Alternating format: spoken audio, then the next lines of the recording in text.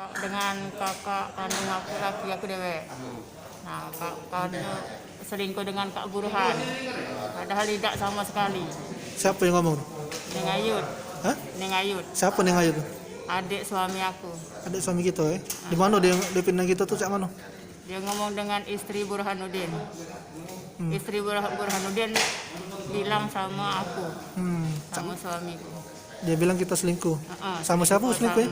Sama Burhanuddin. Siapa Burhanuddin ya? Kakak laki aku. Kakak kandung.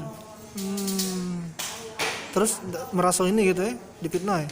Iya, selama ini aku sering disinggung-singgung tapi ku tahan baik. Ada dia nyebar info ke media sosial kemana? Tidak tahu. Sesama keluarga tuh lah ya?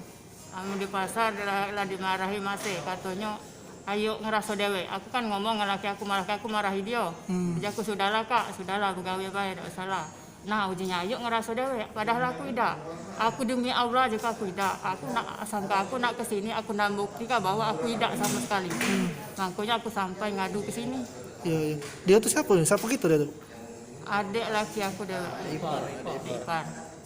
Memang dia selama ini benci sudah lama dengan aku sudah lama. Ada berapa tahun? Aku bergaul tahun 2013 sampai sekarang aku disindir. Jangan lupa subscribe, share, komen, dan like ya.